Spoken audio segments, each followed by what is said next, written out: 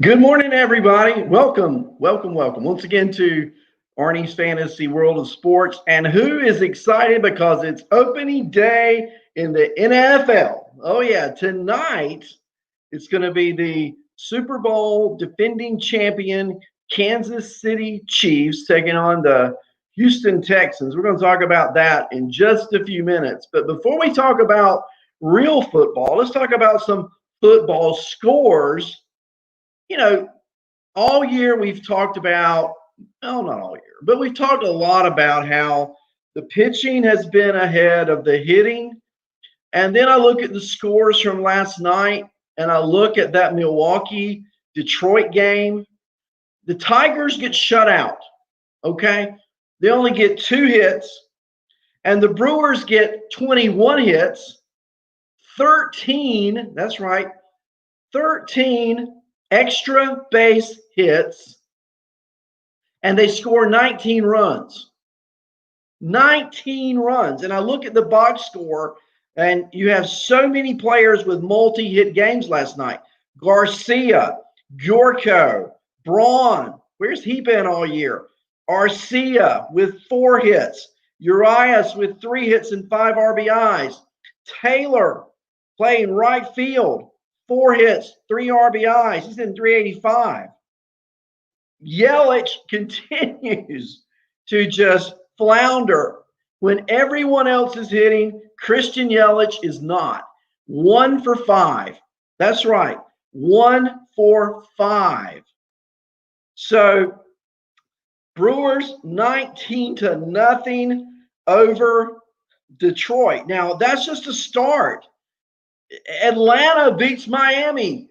The Falcons beat the Dolphins last night, 29-9. No, that's the Braves and the Marlins, 29-9. Adam Duvall has a game for the ages. 3 home runs, a grand slam, 9 RBIs. And the one thing that the Braves, I just do not understand, I didn't understand it when they made the move. You've heard me talk about volumes on how bad Tommy Malone is. He's not getting any better, folks. Last night, 3 innings, 8 hits, 8 runs, 2 walks, 2 home runs. He has a healthy 6.69 ERA. I think the Tommy Malone project, number 1, should have never started in Atlanta. And number 2, it should now come to an abrupt halt. But look at this box score.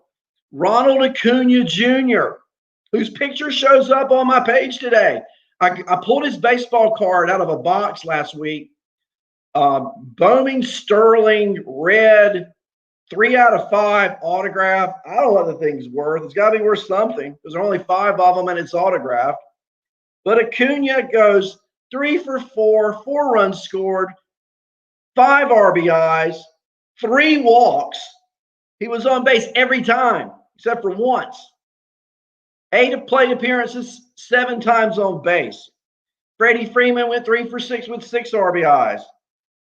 Travis d'Arnaud went 2 for 7 with 3 RBIs. Swanson 3 for 4. Riley 2 for 4 with 5 runs scored. I already told you about Duvall. Ozzie Albies off the IL now. 3 for 6 with 2 RBIs. And you don't see it very often in a 29-9 game, but baseball rules dictated it. Bryce Wilson gets a save. That's right. In a 29-9 game, in a game where the Braves were leading, let's see here. He pitched, 4 innings? So when the Braves put him in the game, the Miami Marlins had scored 8, and the Braves had scored, let's see, what was it, 22-8, and he gets a save. Are you freaking kidding me? I mean, don't you love it? But that's baseball rules. He pitched more than 3 innings, and they won the game, so he gets the save.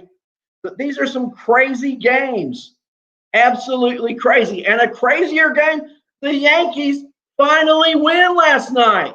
Rookie pitcher Deivi Garcia rises up, gives the Yankees a huge win. Huge win. As we look this morning, at the standings in both the AL and the National League. 43 games in, the Rays are 28-15, and they're in first place in the American League. The A's are second. The White Sox are third. They're the division leaders. And you remember, I've been telling you, the White Sox are going to win that division, and I think Cleveland's going to come in second. Well, Cleveland has the fourth best record in the American League, followed by the Blue Jays, the Astros, the Twins at 27-18, only 15 games left to play in Minnesota, and the Yankees at 22-21 now lead the Orioles still by a game and a half for the final wild card spot. The Orioles and Yankees play this weekend. Are those big games? You better believe they are. National League, Dodgers at 32-12, best record in baseball, 16 games to go. Don't you think they're cruising? The Braves at 25-18 and the Cubs at 25-19. So those two will battle, as it is right now, for the second and third spots in the National League. The Padres, the best record among second place teams at 28-17. They trail the Dodgers by 4.5. The Phillies are 21-18, and the Cardinals are 18-17. Those are your top six. Then your wild card spots. The Giants at 23-21. They lead the Marlins by 2 games. The Marlins are 19-19, and no other team in the National League right now has a record of 500 or better. The Rockies are at 20-23, so they trail the Marlins by a game and a half for the 8th spot. What about if the Marlins and the Orioles both make the playoffs in 2020? Only in 2020. So it's a crazy, crazy day. Looking at the schedule for today, Thursday, the Orioles and Yankees, Aiken and Cole. Aiken has pitched really, really good. Cole has not. It's another almost kind of must-win for the Bronx Bombers as they, again, lead the Orioles by only a game and a half. The Dodgers and D-backs, May and Bumgarner. Tigers and Cardinals play a double dip at Busch Stadium. It's going to be Skubal against Flaherty in game 1. That first pitch is at 2:15 this afternoon.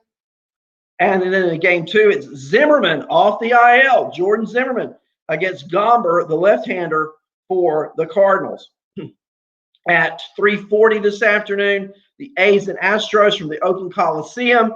And in that one, it's Urquidy and Manaea. The Angels and Rangers this afternoon in Globe Life Field in Arlington, Bundy and Gibson. Braves and Nationals. We'll see how the Braves hit tonight against the Nationals. Erlin, the lefty for Atlanta, pitching in Nationals Park against TBD for the Nationals. Kansas City and Cleveland from Progressive Field in Cleveland, Ohio. Rookie Brady Singer and Aaron Savali. That ought to be a good pitching matchup. Rays and Red Sox from Tropicana. Kickman, the lefty for Boston with a 5.40 ERA. And rookie Fleming for the Tampa Bay Rays. 3-0, has yet to lose a game in his rookie season. Phillies and Marlins at 6:40. Arrieta Alcantara from Marlins Park. And then the night games, the Reds and Cubs from Wrigley. It's Sonny Gray and Alberto Azalea. Azalea has pitched really good in his last outing. Gray did not. Giants and Padres, the only really late game. That's at 9:10 p.m. Eastern. And in that one from Petco Park in San Diego, it's Trevor Cahill and Chris Paddock. And Chris Paddock has, in my opinion, really grossly underperformed this year. This will be a good start to see how Paddock is going. The fantasy season is dwindling down to 15 games, only 2 weeks to go after this week, and the regular season will be over. What a short season it has been. So let's talk about opening night in the NFL. You've got Kansas City, Houston coming in, invading the territory. The over and under tonight, 54.5. So do you go over or do you go under? Now remember, no team has played a preseason game. So do you think, as in baseball where pitching was ahead of hitting, do you think offense is ahead of defense, or do you think defense would be ahead of offense? And I would think defense would probably be ahead of offense without the reps because offense is such a timing mechanism in the NFL. Now, the Chiefs and the Texans are both fine-tuned machines. And as you're looking at fantasy players tonight, who are some not so obvious players? I mean, we know the quarterbacks for both teams are just out of sight. Okay. They're going to, you're talking about some major numbers. Okay. Watson for Texas. Remember last year in the playoffs, Texas plays against the Kansas City Chiefs, Mahomes and Watson going at it. Big lead for Houston earlier in the game. It was 24-0. And then Kansas City with Mahomes roars back. So I'm expecting early fireworks from both offenses. Mahomes and Watson, both quarterbacks, both will put up great fantasy numbers. Okay, those are easy. Those are easy. And you either have Mahomes or Watson or you don't. Who are some possible outliers? I think Darrell Williams for Kansas City, who is listed as the second running back on the depth chart.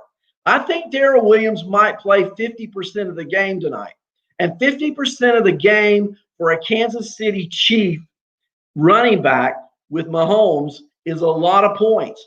I could see Darrell Williams getting between 10 and 15 fantasy points tonight, irregardless of what kind of league you're in. So keep your eye on Darrell Williams. Now, depending on how deep your league is, might depend on whether or not Darrell Williams is still available. I do not know. We have a visitor, Kurt Hinton. Kurt Hinton says the Cards will win the Central. They only have games left with losing teams, whereas the Cubs have games left with the Indians, White Sox, and Twins. And so, Kurt, very good point. The only problem I got there is the Cardinals have got so many games and doubleheaders only being 7 innings. Just concerned how that will affect the Cardinals going down the stretch, and the Cubs don't have those doubleheaders. Now, you may be exactly right. There's no denying the talent that the Cardinals have on that team. The pitching staff and Flaherty goes today. So the doubleheader today, a doubleheader win is huge. And you've got a catcher in Yadi Molina, who, toughest son of a gun I've seen lately. He may catch both doubleheader games today. He's just that kind of guy. And he handles that pitching staff so well. So, yeah, look for the Cardinals. That'll be a dogfight right to the end. And if I'm not mistaken, the last week of the season, the games are just going to be dynamic. So we'll take a look at that. Thanks for chiming in, Kurt Hinton. And go Redbirds, right? We'll see how it goes. Getting back to the game tonight, talked about Darrell Williams. Let's talk about a running back on the other side of the coin. And I want to talk about Duke Johnson. Now, in the offseason last year, remember, the Texans pick up Duke Johnson, and for a few days, he's the number 1 guy. They go out, add another running back. He's back as the number 2. Duke stands in that number 1 position again until David Johnson is signed. And now with David Johnson being signed, he's back in that number 2 slot. But I think tonight against Kansas City, Duke Johnson gets some play. He's the pass catching back on the team. Great role he played in Cleveland while there. Now with Texas, the same kind of role. I look for Duke Johnson to get some targets tonight. I look for Duke Johnson to get some catches tonight. I think if you are looking at a player who could exceed fantasy expectations at running back, Darrell Williams and Duke Johnson, one for each of the teams playing tonight, are possible plays. Now, my player of the night, let's look at wide receivers, tight ends, all those positions. I really like Tyreek Hill. And I tell you a sneaky pick. It's the Kansas City defense. You think, well, they're going to score a bunch of points. Yeah, they probably will. Houston may score 30 points. But remember, with team defense, if you're in leagues where that matters, special teams count on your defensive points in most leagues. So when you're talking about having those special team points, pick sixes, return for touchdowns, return punt returns. Those kind of things are Kansas City's specialties. I know it's not a popular pick, it's a sneaky pick. And if you're looking for a sneaky pick on a team defense, you may want to consider, even in a high scoring game, that Kansas City defense tonight. Another player I want you to keep your eye on is Will Fuller V. Okay? Will Fuller, his only problem has been in recent years not talent, not ability, but health. And so he spends the offseason doing a lot of leg strength conditioning because he is frankly worn out. In games where he plays, Will Fuller is a fantasy darling. And tonight he's fresh. I can see Will Fuller having a huge first half. He's the number one receiver now for the Texans. They go out after trading their DeAndre Hopkins to Arizona in the David Johnson trade. They go out and sign Brandon Cooks. Brandon Cooks has some type of hip soreness. He is a game time decision. I don't see Cooks taking away volume tonight from Will Fuller. I looked on my ESPN site. He's projected to score 12.44 points. I think it's more than that. Okay. I think Fuller gets at least 6 receptions. I think he goes for over 100 yards. I think he gets at least 1 score. That's going to put him in the 20-point range right there. Whether you're half-point PPR, whether you're PPR or standard, he's going to be in that range. That's the kind of wide receiver you want, either in your wide receiver slot or in your flex spot, and he's going to be a great fantasy asset for you tonight as the NFL season kicks off. Guys, I've got a lot of work to do this morning. I wanted to take some time because I wanted to share this information. I think it's great fantasy football, baseball season winding down. I'm going to be back with you next week on Monday. Until then, enjoy the games today. Baseball, football, now it's that kind of year. We got a lot going on, don't we? So have a great day. Support your other podcasters here on Lenny Melnick Fantasy Sports. Great talent on this show, on this network. And it's great that you tuned in with me today. I want to thank you, Kurt. Kurt asked me how I moved from my baseball room to my football room. I have Studio A and Studio B. And this is Studio B, my football room. When I want to talk more baseball, I'll go back to Studio A. It's the great thing about being a broadcaster. You can set up your broadcast rooms however you feel work best for you, right? So that's what I'm doing, and I've enjoyed being with you today from Studio B. Kurt, thank you for chiming in. And Kurt, when you want to do a show with me, let me know. And guys, thank you again for tuning in. Have a great day, everyone.